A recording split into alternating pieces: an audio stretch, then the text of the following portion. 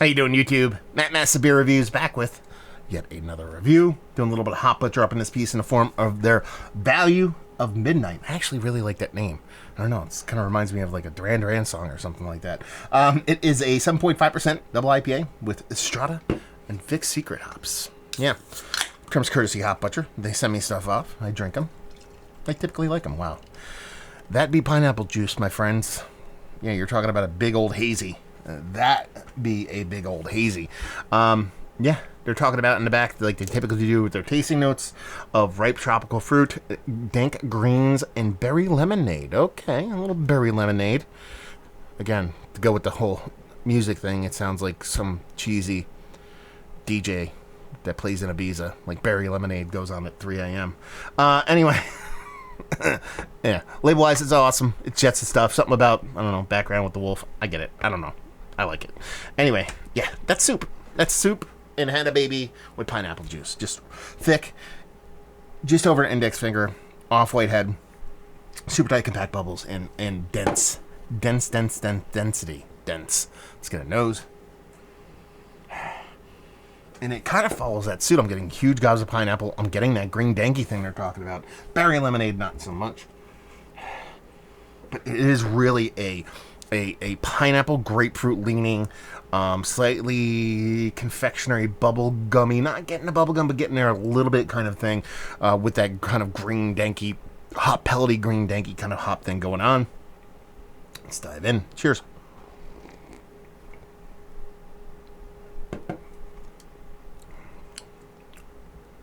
This is just some 2 weeks old. This reminds me of another beer. I've been saying that a lot lately, but this one really does. It's a big green component in there, a little bit, just a little touch of that hot burn from that aggressive dry hopping in a way that I like it. When it has this soft little hot burn, I can actually get down with that.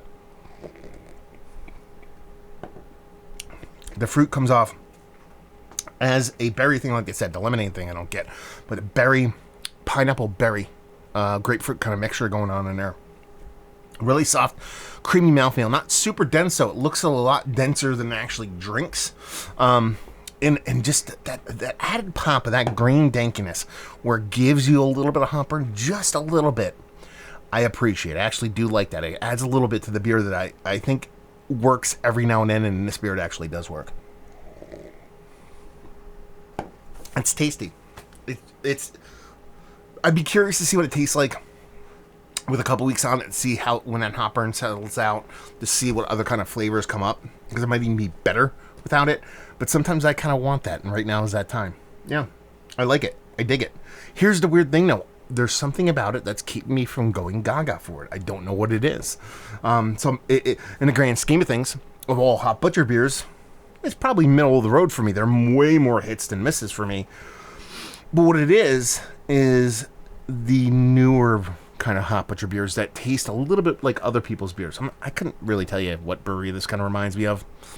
That pineapple thing, a little bit of hot burn. I don't know. Anyway, but it's not like that weird kind of kooky hop fuck duggery that I love about Hot Butcher so much. It's more of a really well done version of what a lot of people like today, and their big aggressive kind of hazies, with the way that the fruit kind of comes off in this, with the way that kind of that berry, that pineapple, and that grapefruit kind of come off, and how vibrant it comes off with combination of how you get that green dankiness with that little bit of hot burn. It drinks more like 8.5 than 7.5.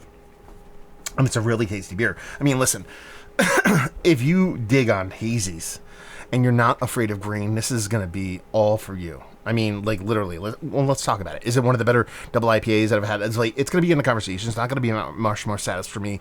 But in that kind of, like, just 2x4 to the face, aggressive, hop-driven kind of hazy that is leaning into its bitterness rather than trying to suppress it, it's pretty good stuff. And if that's what you dig, you're going to dig this. And their price point, like I said, is usually pretty decent. It's not brewery only, but their drops are quick and they go fast, so you kind of have to track them down. But it really is a tasty beer. So if you dig those kind of flavors with that kind of aggressiveness on all ends of the spectrum, then you'll dig this. So there you go. Another review in the books. Hopefully you guys enjoyed it. Down there if you want to talk about it. Massive Beers. If you want to check me out doing the social media stuff. Beer Massive. Want to check me out doing the whole podcasting thing. And hopefully you guys enjoyed the review. Hopefully you're enjoying a little hot butcher right now. Hopefully see you next time. Cheers.